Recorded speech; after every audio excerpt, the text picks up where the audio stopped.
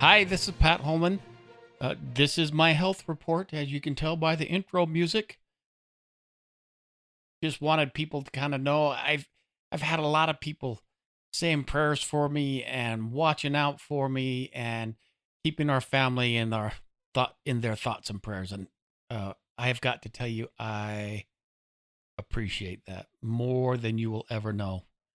Um, I've always had good friends to stand by me and lend a hand and give me support.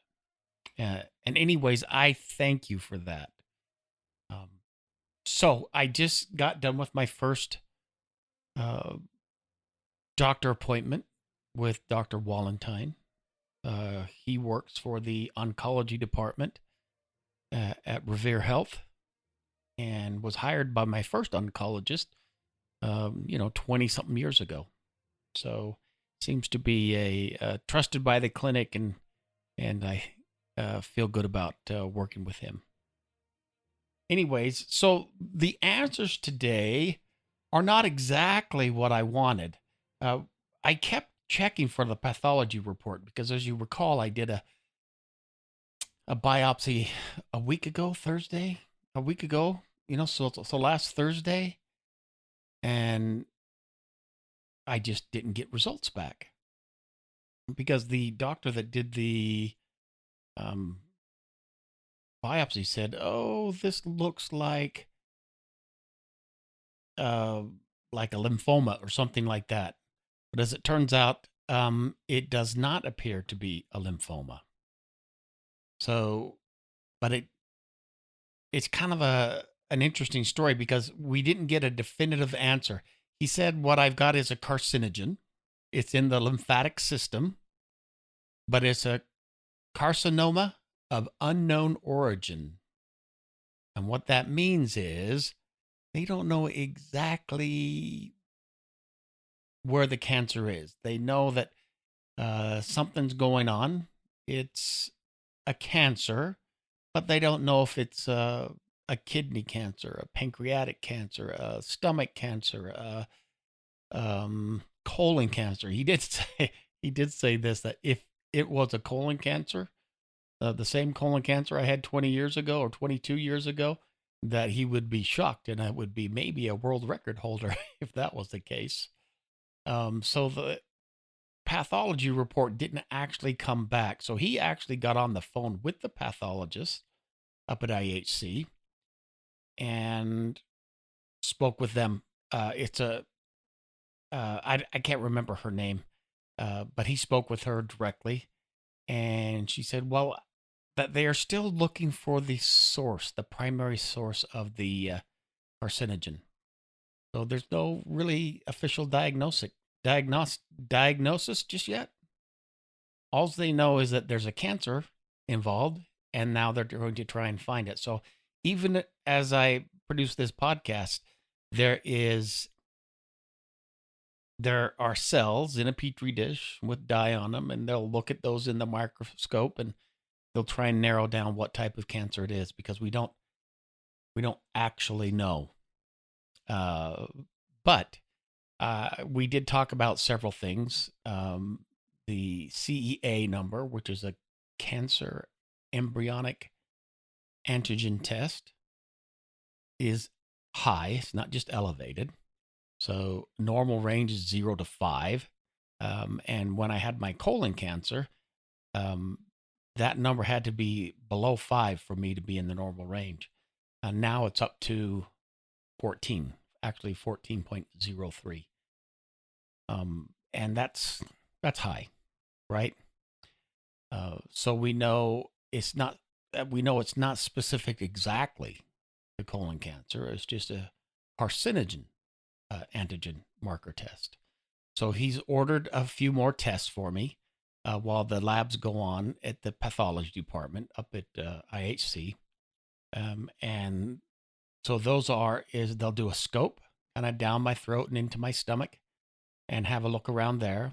They'll do a PET scan, which is a nuclear medicine scan.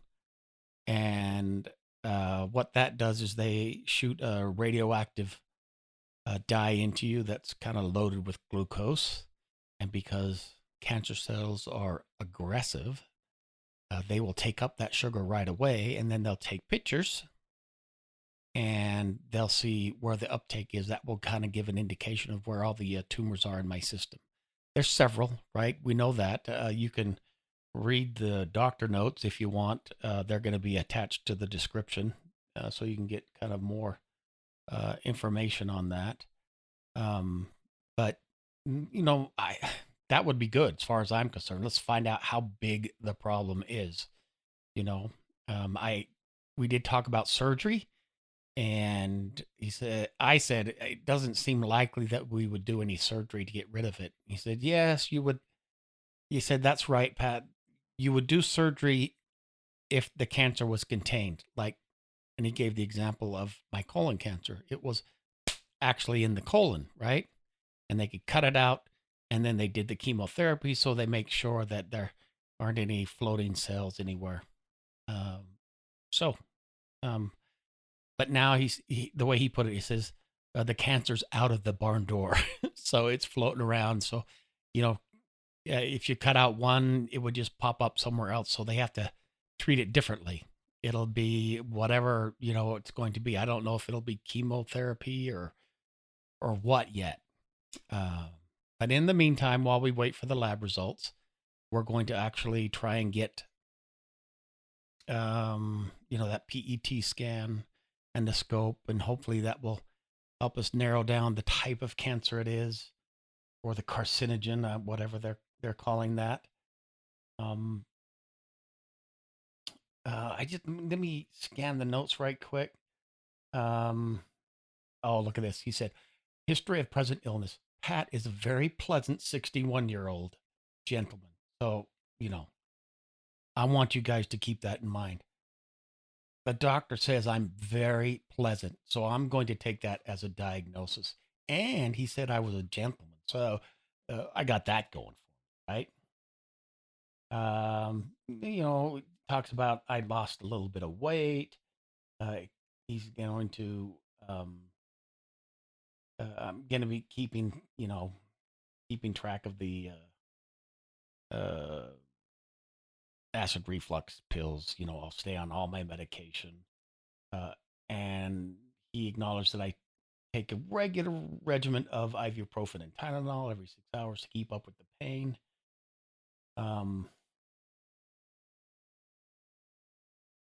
But he doesn't know if the double vision's related. I don't know if you know this, but I had double vision a while back. He doesn't know if the double vision is related to this, whatever's going on.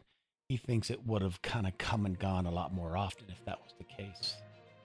So, anyways, this is my update. I don't know what else to say other than we're going to wait a little bit and wait for labs and more tests and so on and so forth. But anyways, there's my update, and this is the very pleasant 61-year-old gentleman signing off.